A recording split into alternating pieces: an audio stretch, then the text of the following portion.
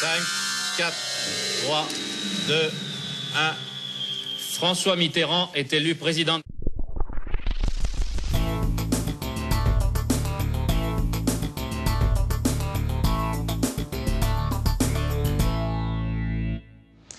Mesdames, Messieurs, bonsoir. Dans l'actualité de ce 10 mai, difficile de passer à côté puisque c'était il y a 30 ans, jour pour jour, le 10 mai 1981, François Mitterrand devenait président de la République française. Il est élu avec 51,7% des suffrages. C'est le premier et le seul président de gauche de la Ve République. Un moment historique qui est resté, quelles que soient les générations et les étiquettes politiques, dans les esprits de ceux qui l'ont vécu, ceux qui étaient devant leur téléviseur ce soir-là.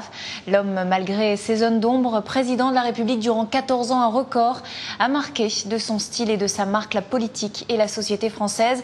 Ce qui fait qu'aujourd'hui, même 30 ans après, on se souvient. Alors et vous, que vous évoque ce 10 mai 1981? Les réponses à Lille.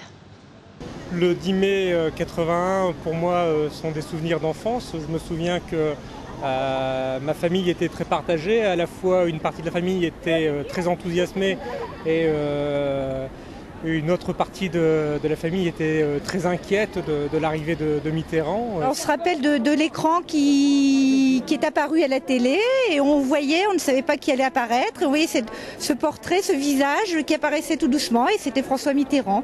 Pour moi, c'est d'abord l'abolition de la peine de mort. Oui. Ça, c'est vraiment la chose symbolique la plus importante et en plus un acte de courage puisque c'est quelqu'un qui proposait cette abolition envers et contre tous.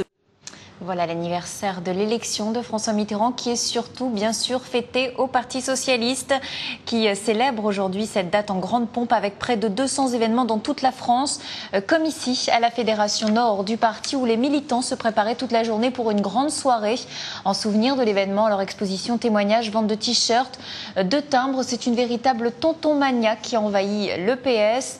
Envolés entre les différentes têtes du parti, tous se retrouvent aujourd'hui dans l'héritage de l'ancien président. Et là aussi, cette journée était l'occasion de se souvenir du 10 mai 1980, bien sûr, mais aussi des semaines qui ont suivi avec dans le Nord cet écho particulier quand Pierre Mauroy, ancien maire de Lille, a été appelé pour devenir le premier chef de gouvernement de l'ère Mitterrand. Témoignage tout de suite à la Fédération. Un sentiment de joie. L'impression pour mes parents que c'était une page de l'histoire de France. En plus, ils sont profs, donc pour eux, ça avait une signification essentielle. Le sentiment qu'une page de l'histoire de France était en train de se tourner et qu'on basculait sur un temps nouveau.